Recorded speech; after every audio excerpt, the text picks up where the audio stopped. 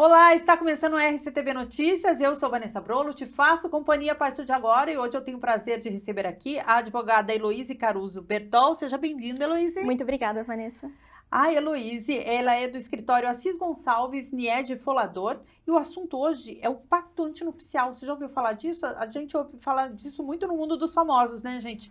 Mas primeiro vamos trazer aqui para a nossa realidade o que é exatamente um pacto antinupcial. Então, Vanessa, o pacto antinupcial, ele é um instrumento público através do qual as partes, elas vão dispor livremente sobre, as regras patrimoniais, principalmente, e nisso eu comento o regime de bens, que vão reger o casamento que elas vão realizar, geralmente logo após a escrituração desse pacto. Eu brinquei aqui questão dos famosos, mas a gente vê realmente entre os ricos e Uhum. famosos essa questão. É importante ter um pacto, deixar tudo às claras? Cada vez mais nós incentivamos a questão do pacto antinupcial, justamente porque através dele o casal ele consegue definir quais são as regras que vão reger a relação entre ambos. Essas regras podem ser de origem patrimonial, como por exemplo, o regime de bens. Hoje em dia nós temos 4 na legislação, que é a separação de bens, a comunhão universal, a comunhão parcial de bens e a questão dos aquestos, que são os menos utilizados, a participação final dos aquestos.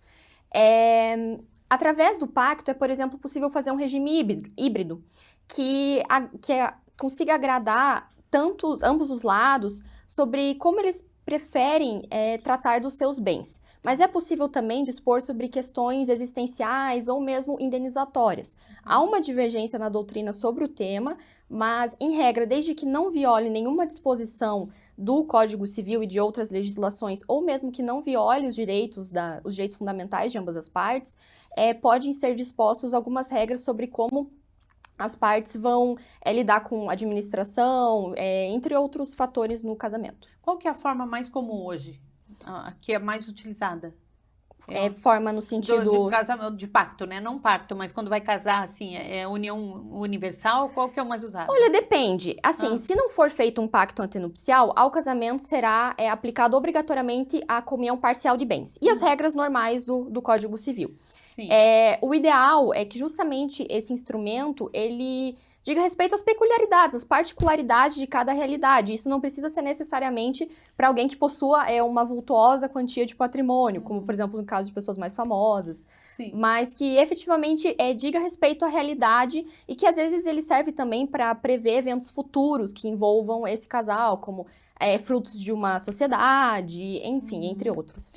O STJ recentemente reconheceu a validade do pacto antinupcial em uniões estáveis. O que significa?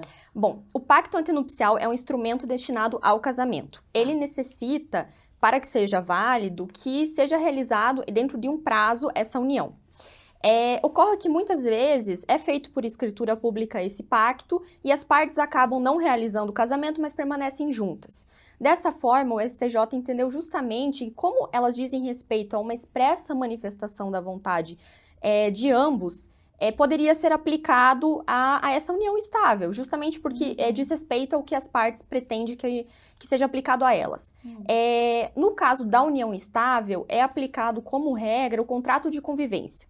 Ele é um pouco mais flexível, é um documento que tem que ser escrito, mas pode ser elaborado pelas partes sem tantas formalidades, e que ele também, o pacto antinupcial, por exemplo, ele vai passar a reger a relação, o casamento, dali para frente. O contrato de convivência, ele pode dizer respeito a também períodos anteriores, justamente porque é essa maleabilidade da vontade das partes. De forma geral, né, como advogada, você indica para os casais, mesmo assim, os que não são ricos nem famosos, ter um pacto é uma questão de segurança, porque a gente nunca sabe o que vai acontecer daqui a 10 anos, né? No começo tudo é lindo.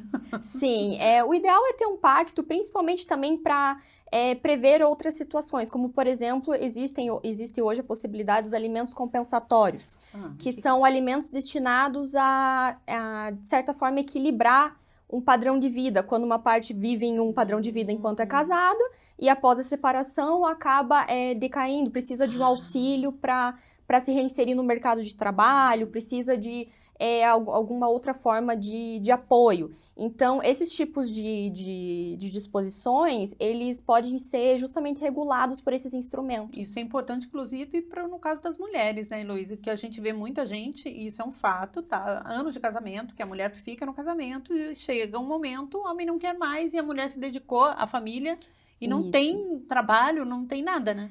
Atualmente, existe também entendimento sumular, inclusive, dos tribunais superiores, de que o trabalho do cuidado, ele vem sendo reconhecido como uma forma de, por exemplo, num divórcio, numa separação, justamente valorizar esse Como um papel, trabalho. exato, como um fez trabalho, efetivamente esse papel que, na maioria dos casos, a mulher faz de cuidado, de criação dos filhos, para que seja dividido o patrimônio, ou então também para que sejam arbitrados alimentos. Mas isso, claro, depende do judiciário, é uma demanda que pode gerar uma insegurança jurídica, leva tempo, custa.